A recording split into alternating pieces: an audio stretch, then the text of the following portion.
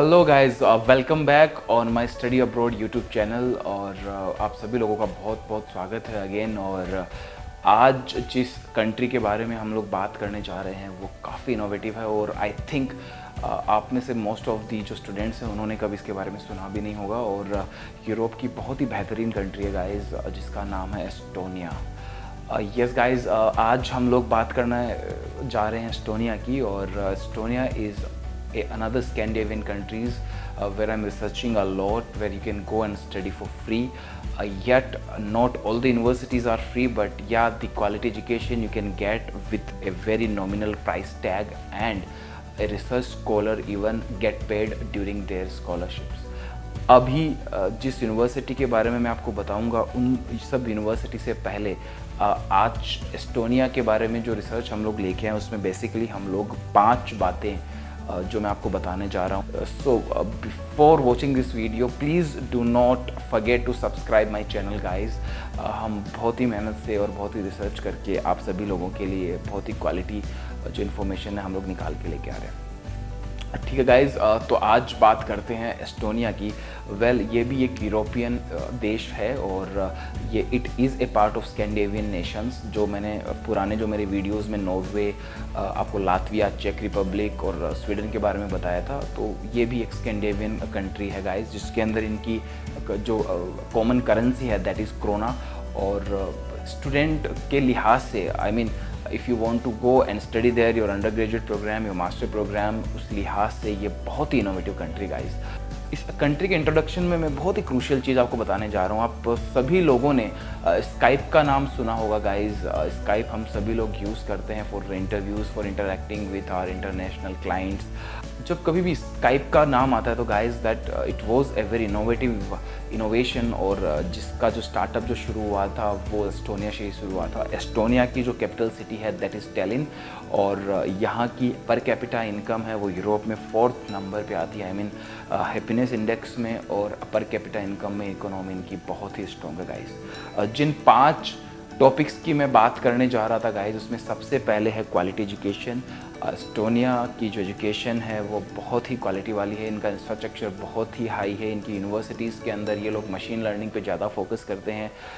जब भी एस्टोनिया की बात होती है, इनका 75% जो इनका करिकुलम है for the study, I mean like जैसे इंडिया में हम लोग पूरे साल सेमेस्टर की प्रिपरेशन में हम लोग जाते हैं, उसके बाद एग्ज़ामिनेशन होती है।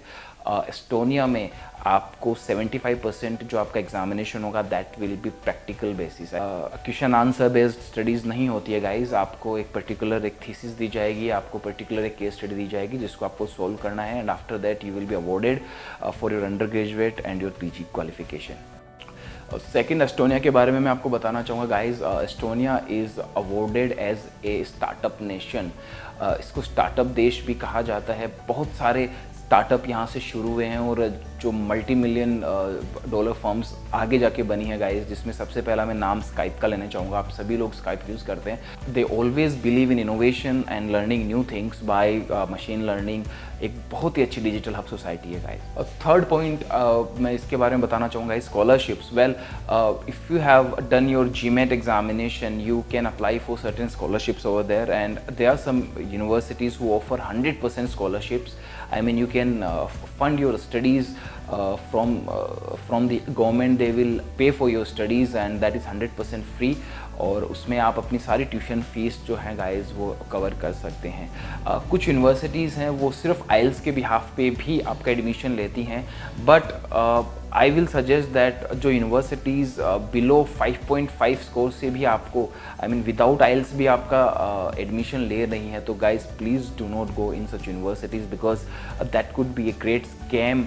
बहुत सारे एजेंट होते हैं, since they are earning commissions out of it, तो वो आपको 5.5 या इससे भी नीचे जो अगर आपके इसके अंदर आइल्स में स्कोर है तो आपको एडमिशन के लिए आपको यूनिवर्सिटी सजेस्ट कर देते हैं, बट इनकी कोई वैल्यू नहीं होती है गाइस। फोर्थ जो पॉइंट है गाइज वो है यूनिवर्सिटीज़ का। Well there are 8 universities over there in Estonia. There are 6 public universities and 2 universities are from the private segment. The main thing which I just want to put in your notice is that the University of Tatru, they are offering MBBS program also. So बहुत सारे जो अपने बच्चे हैं जो MBBS के लिए भी वहाँ पे मेडिकल की जो एजुकेशन उसके लिए जाना चाहते हैं वो वहाँ पे जा सकते हैं गाइज. और अभी बहुत ही कम समय में इनके जो मेडिकल एजुकेशन है, जो MBBS की इनकी डिग्री है, वो बहुत ही कम समय में उन्होंने अच्छा पिकअप और अच्छा अप्रिशिएट करा है.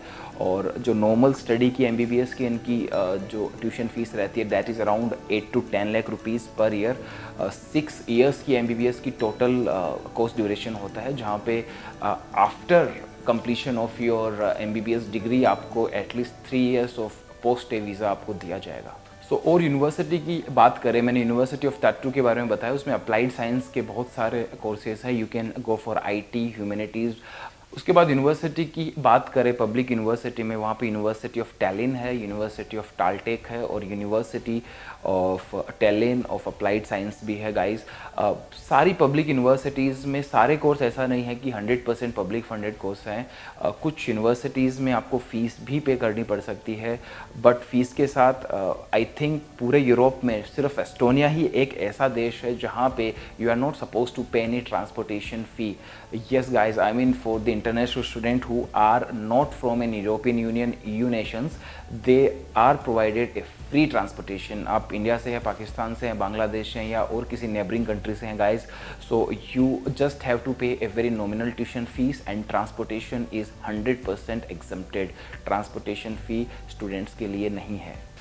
अब मैं आगे बात करता हूँ अपने एकेडमिक रिक्वायरमेंट्स की. सो अगर आप एस्टोनिया जाना चाहते हैं for your masters program, you need to have a undergraduate degree for your graduation. Under your graduation I mean you can apply for masters. आप 10+2 है तो after that you can go for your undergraduate program. 50% आपके जो pre academic जो certificates हैं उसमें 50% minimum requirement है. आपके ट्रांसक्रिप्ट मतलब आपका total score should not be below than 50%, then you can apply. IELTS जो मैंने आपको सजेस्ट किया, मिनिमम रिक्वायरमेंट इज़ 5.5 बैंड.